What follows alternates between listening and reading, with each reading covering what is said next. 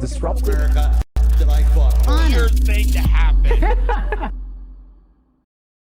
Hello, one and all. Welcome to this edition of Kitz Corner. It's been a fantastic day so far. So potentially, and I use that term lightly, potentially there might be a crackdown with the ICC, the International Courts, finally laying down the law to prosecute Benjamin Netanyahu and his war crimes against Gaza. And I use that term potentially lightly because of how much of a stranglehold the situation has when it allows the war criminals to continue on. And considering the fact that both Israel and the United States are not part of the international court system for obvious reasons, it makes this bittersweet, the news that's coming out of this. So NBC News published that says Israel fears ICC will issue arrest warrants for Netanyahu and other top officials. The country is working through diplomatic channels to try to stop the warrants from being issued by the International Criminal Court, an Israeli official told NBC News. Israel is greatly concerned that the International Criminal Court may issue arrest warrants for Prime Minister Benjamin Netanyahu, Defense Minister Yoav Gallant, and senior military officials as early as this week, an Israeli official told NBC News. Israel is working through diplomatic channels to try to stop the warrants from being issued, the official said Monday. When asked about media reports and of the arrest warrants, the ICC told NBC News that it has an ongoing independent investigation in relation to the situation in the state of Palestine, and that we have no further comment to make at this stage. The court launched an investigation 3 years ago into possible war crimes committed by both Israel and Palestinian militants, going back to the Israel-Hamas war in 2014. It has given no public indication that arrest warrants are imminent, and that it was not clear whether Israel was also expecting arrest warrants for any Hamas leaders. The news comes as pressure mounts on Israel to halt its military offense in Gaza, which officials in the Palestinian enclave say that has killed more than 34,000 people since it has launched on the wake of the Hamas-led October 7th terror attacks. Netanyahu spoke with President Joe Biden on Sunday night, and Israel is awaiting a response from Hamas on a new ceasefire proposal. Karim Khan, who serves as chief prosecutor of the ICC, visited the region on December and said that his investigation was moving forward at a pace with rigor and with determination, and with an instance that we will act on not an emotional but on solid evidence. Any warrants would not mean that Netanyahu would end up in jail. Neither Israel nor the United States recognize the court's jurisdiction, though many warrants would put Israel officials at risk of the arrest in other countries, including much of Europe. As we have publicly said many times, the ICC has no jurisdiction in this situation, and we do not support its investigation, a spokesperson for the National Security Council said. And that's why I use the term potentially so loosely, is because of the fact that even if they do charge Netanyahu with the war crimes, which no doubt he is, it's pretty much obvious to people at this point.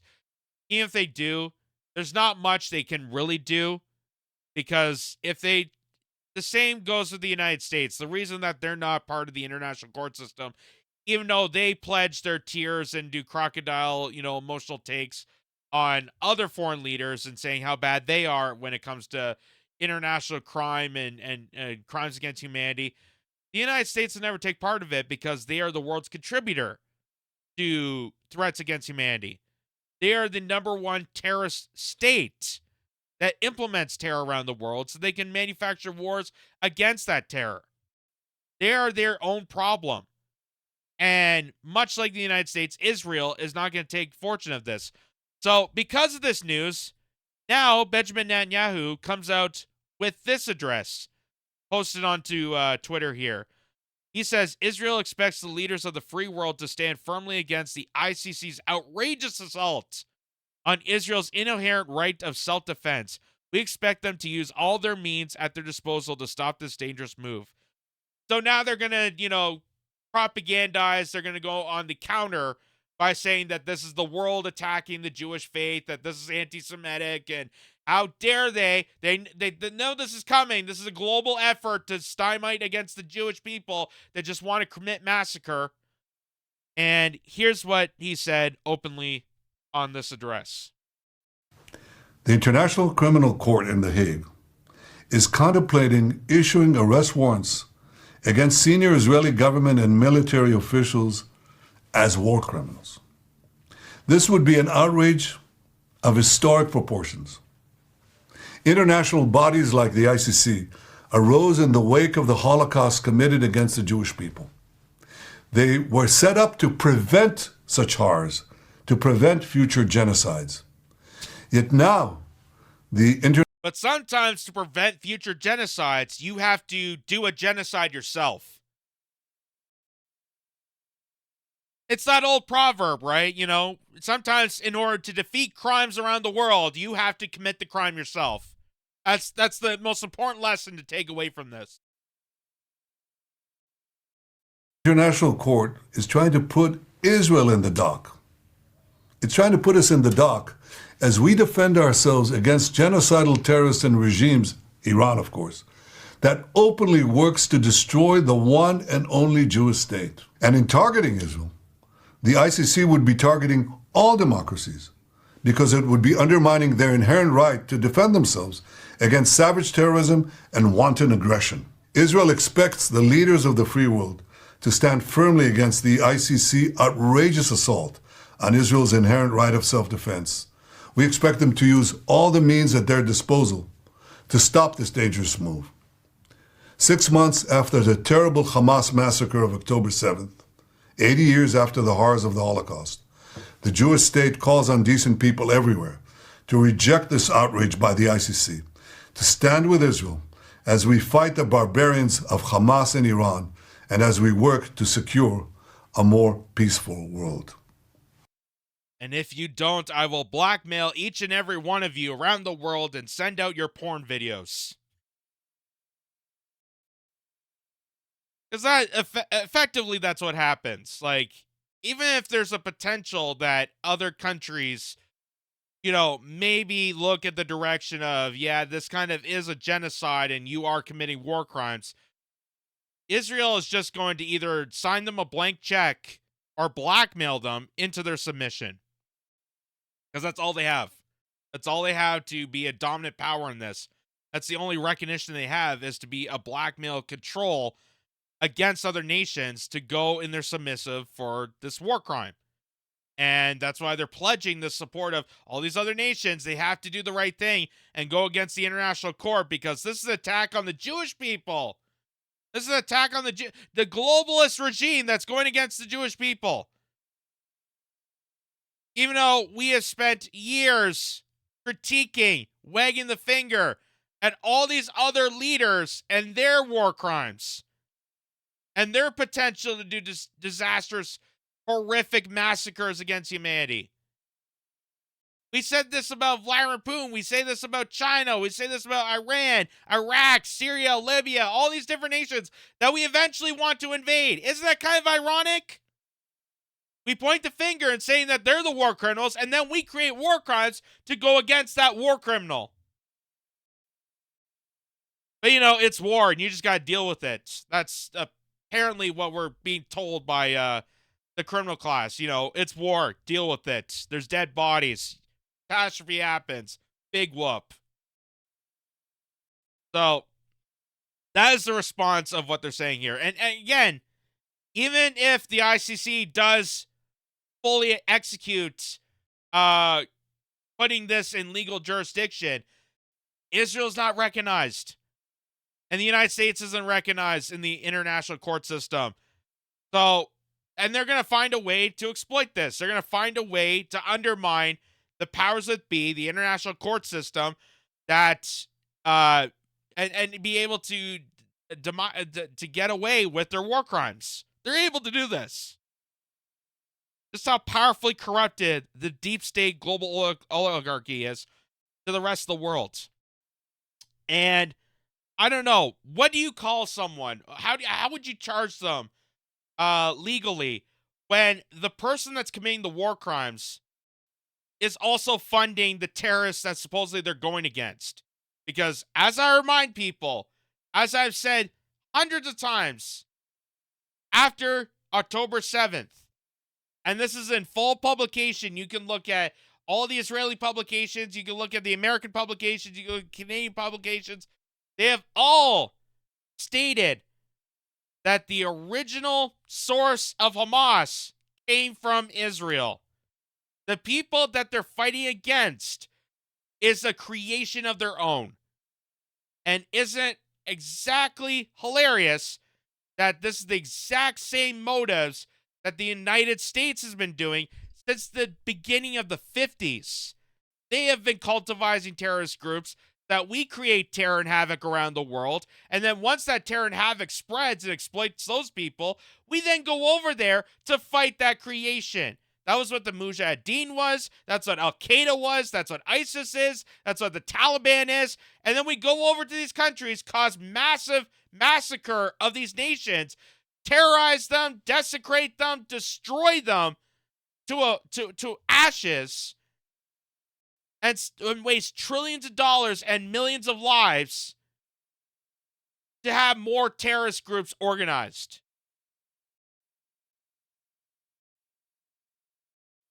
So, I don't know what kind of legal jurisdiction this would be categorized under, but Netanyahu gave money to Hamas for years to build this regime up so they can go against the Palestinians' efforts to unionize, to unite together, to liberate themselves. This has been a structure of theirs since the formation of Israel. So it is no surprise that Hamas, that it didn't happen overnight, that this terrorist organization actually came from the people that they're telling us and vilifying us and blackmailing us of who to hate, to submit into their agenda of complete annihilation of another civilization.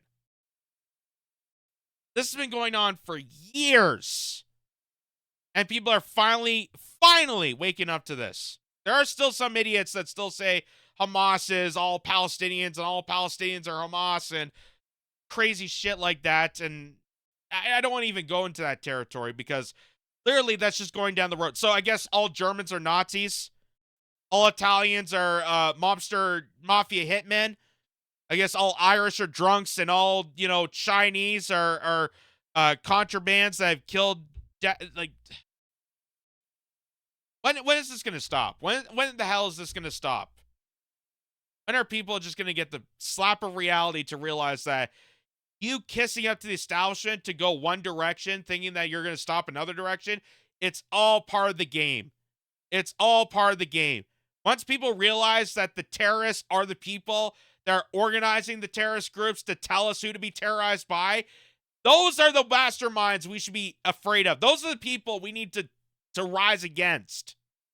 It's people like Netanyahu, like George W. Bush, like Joe Biden, like Barack Obama, like every single administrator post-World War II that uses weapons of war, creates terrorist groups to manipulate the rest of the world to submit into their agenda for totalitarianism.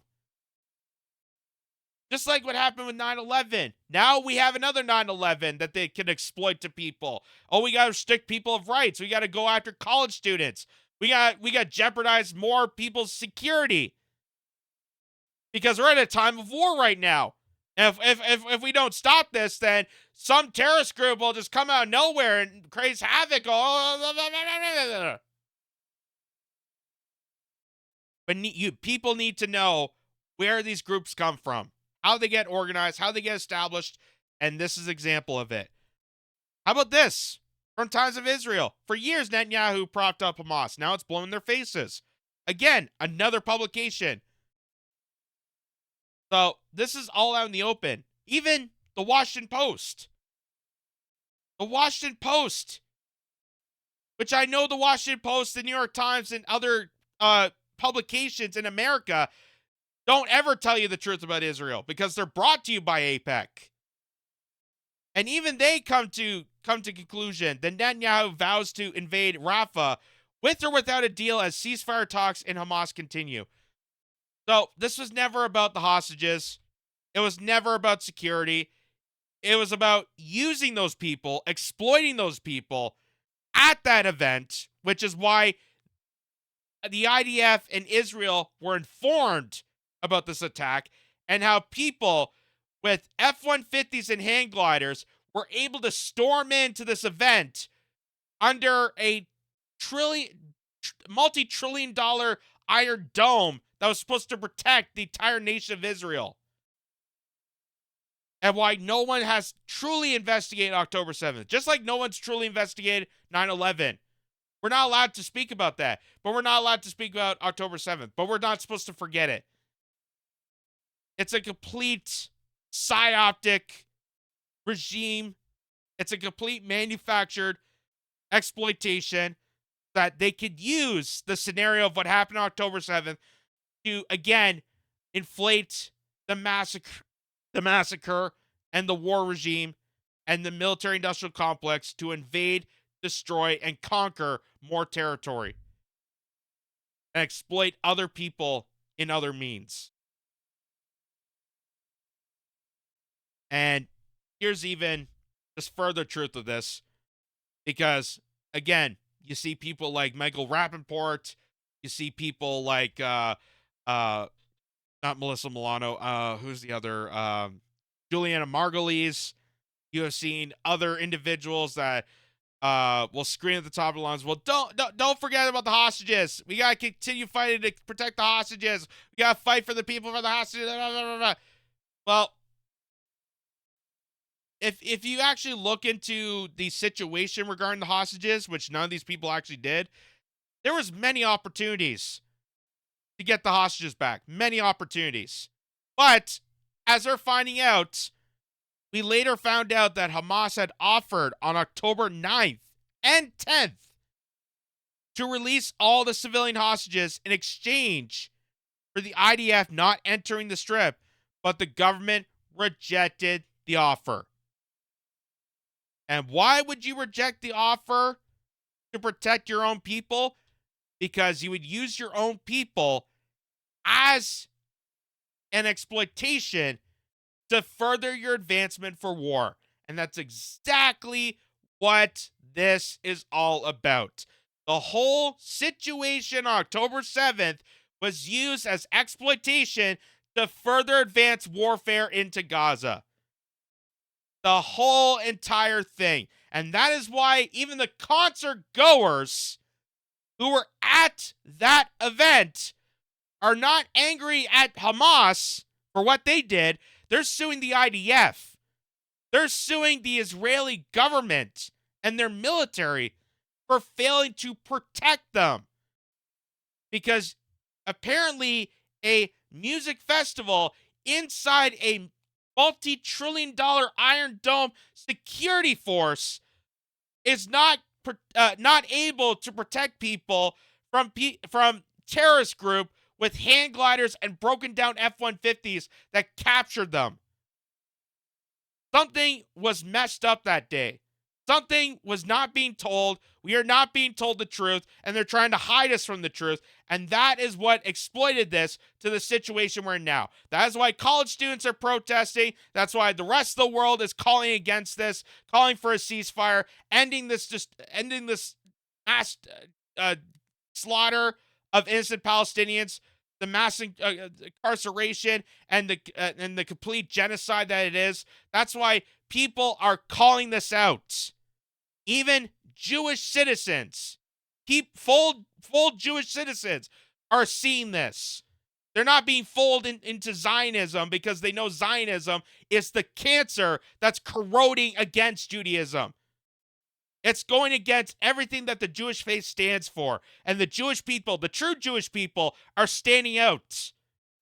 They're calling out Netanyahu. They're calling out the Israeli government. They're not saying that Israel doesn't have the right to exist, but they're saying that the government is a war criminal catastrophe that's exploiting this for their own advancements, and they need to be prosecuted.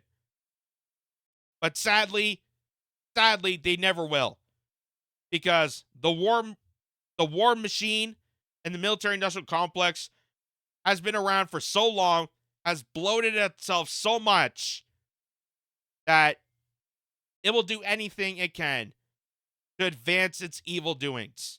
And that is why George W. Bush is able to walk around and do finger painting. That's why Barack Obama has a nice little 48 acre estate in Martha's Vineyard and able to, paddleboard with a bunch of billionaires. That is why our administrations in the United States, our administrations in Canada, and Israel and Saudi Arabia are able to keep going. But yet we point the finger at other nations for their wrongdoings. We scream about how awful China is. We scream about how awful Russia and Vladimir Putin are while this is going on, while this is under our noses, and people are just so blindsided to wake up to the truth.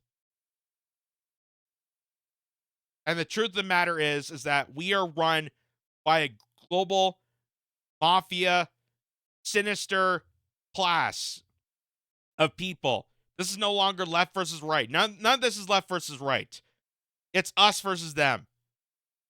And they are the ones terrorizing, they're the ones orchestrating these catastrophic events, to mass manufacture as much war as possible to desecrate against humanity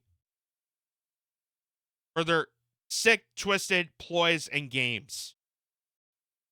And it's just taking a toll on everybody. And that is why people are speaking out.